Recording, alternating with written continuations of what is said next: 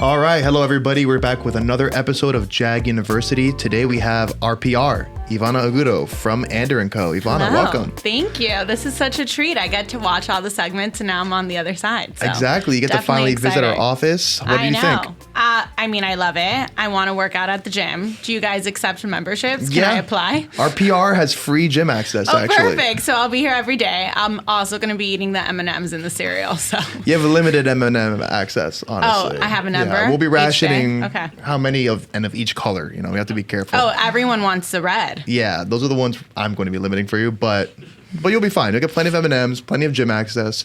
But in general, we're very happy to have you here. As an agency, we do a lot on social media. We have a lot of press in general, and we put a lot of content out there. So PR naturally is very big for us. So for our viewers and a lot of our other listeners, I'd like you to kind of start off by telling us, what does PR do for a company like us? So I think PR is one of those difficult jobs to describe. At least I know I've personally tried to describe it to my mother multiple times, and she still can't say what I do or describe it to anyone else. Yeah. So essentially, I think PR is being redefined. I think how we consume media as a whole is shifting. So with that in mind, you know, PR is kind of changing and evolving to meet the needs of, you know, the current climate. But I think essentially PR is a strategic and holistic communications program that focuses on propagating a message and really, you know, making sure you reach your target audience and maintaining and building a brand's reputation.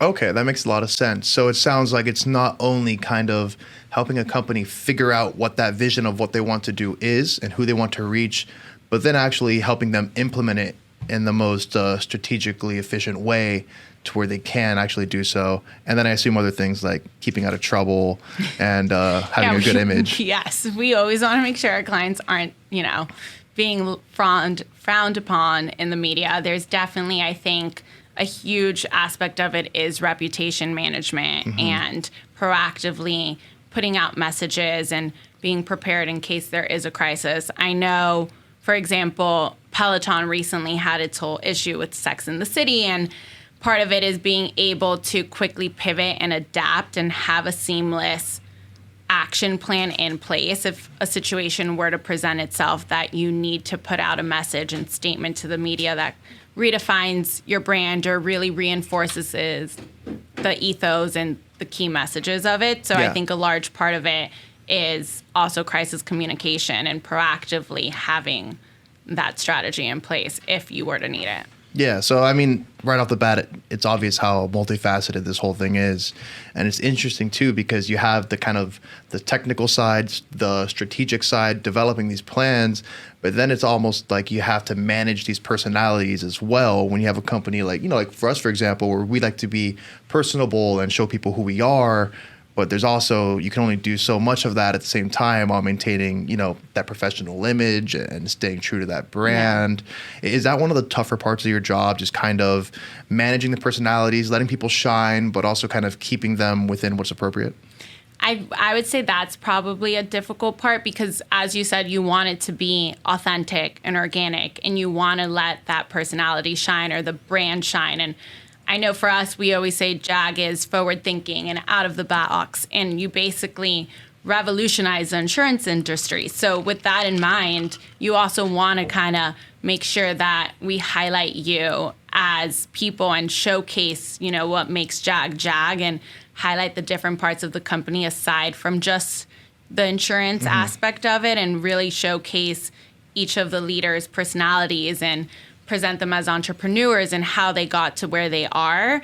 So it's not just about the company, but I think a lot of the part is, and it varies per client and varies per business, but really communicating more of that holistic message of this is who we are, this is what we stand for, and this is what we want other people to know. Got it. This is kind of a random question, but for example, in insurance, as an agent, there are certain types of accounts that when they come in the door, it's like, okay, like they're always a tough one. You know, it's just like certain classes of business are notoriously difficult for us to place and us to work with. Is there some sort of equivalent in the PR industry that a certain type of client that like it's just a more difficult territory to navigate? I would say yes and no. Yes, because it very much differs per the client. So it depends what industry they're in. And obviously within certain industries, there's a lot that can't be disclosed. For example, we work with some law offices where they can't share the cases that they're working on, and they can't really give us that much information because it's under different agreements and non-compete. So in that sense, it is kind of difficult to how do you communicate what they're doing without necessarily saying what they're doing. So there is that part of it. But I think, again, it's making sure that there's not a one, as I'm sure you guys do, it's not a one size fits all approach. So it's really understanding the short-term goals of a client, the long-term goals, and what they want their company to become, and then developing that plan accordingly through different forms of communication. Got it. Yeah, it's being flexible and, Yeah. I think the big word is being able to pivot. And I think COVID taught us that you need to be able to pivot, but that's something that as a communication specialist and as a company, you need to kind of understand that what you go about maybe, in January to then figure out in March might not be the same plan, because you want to make sure your messages are kind of in line with the current climate too, and you're not tone deaf to what's happening. So I like that you brought that up. So kind of staying on the subject of pivoting, how has the PR industry transformed or changed in the past? So I would say originally I think PR is thought of as traditional press coverage. So that means newspapers, magazines, print. Now, obviously, we consume news mainly in a digital setting. I think we're all safe to say I do it for sure. I normally read everything on my smartphone. So it's like I wake up and I'm going through it on my phone. But making sure that you still incorporate traditional PR, but understanding that there's different forms of communication. So what we're doing right now, like this is another form of communications that I think needs to be tapped into. And webinars, social media, influencer marketing, it's more of creating a cohesive communications program across all mediums rather than just focusing on, print or digital press.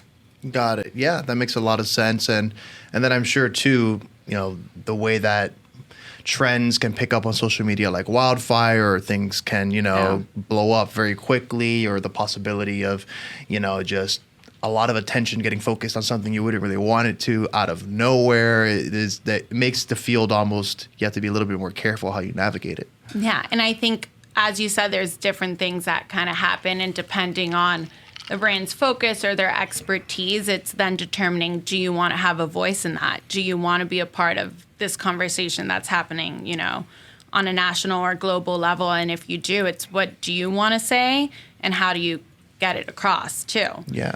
So speaking about when things happen, tell us a little bit about PR crisis management. So I would equate it similarly to your risk management department. And this is where, you chime in because I'm not a risk management specialist. But Sure. I think it's all about really having that proactive approach and trying to mitigate potential issues before they arise. And obviously, nothing's cookie cutter and you can't predict the future. So having a crisis communication team in place, and I think this is why you hire a PR company, because you could hire a team when the crisis arises, which is one way, but also kind of having a PR team already in place that you work with and having somewhat of a strategy. They've become ingrained into your team, so they really understand the brand and the company and the overall goal, which then could quickly pivot to adapt the communication strategy in terms of a crisis and get a message out there. Yeah. And I like the way that you compared it to risk management. I think this is where kind of what we do is very similar. Yeah. Where it's like, okay, we have the one side where we're putting together your program, we're selling you insurance, you're building everything, and it's all great. You're putting together the PR strategy, you're helping them develop their content, their strategy, and their whole brand. But then all of a sudden, when something happens, that's almost like that's time to really show why you're there in the first place, what you're hired for. Yeah. And in your case, it's more so about, controlling the damage to the brand and the reputation and helping them pivot out of that mess and stay on track.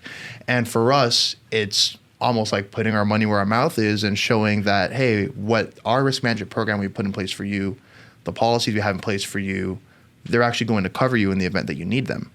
None of us want these events to happen, but it's why we're here, and it's essentially, when we show what we're made of. And so our risk management team, what they do is they help put together plans for businesses, whether it be on an upfront risk management standpoint to lower frequency of claims and events. So it would be, hey, these safety practices on your site are going to lower the amount of events that occur that could lead to your loss, or these property maintenance strategies are going to have your building in a better condition to where it's less likely to be damaged by these certain events. But in the event something that is kind of bigger than we can control or that you can control happens, we have our strategies and how we mitigate that as well. How we work with carrier adjusters, and how the strategies we can implement after an event to help our client's reputation to other insurance carriers. So let's say we have an ugly loss or a bad event that happens in an account in the past, we can then implement measures and risk management techniques to have the account appear and perform better and present more attractively to the new insurance carriers that are going to pick it up after. Hey, this happened, but this is how we're mitigating it. This is what we've done to correct that problem and make sure nothing like that happens again.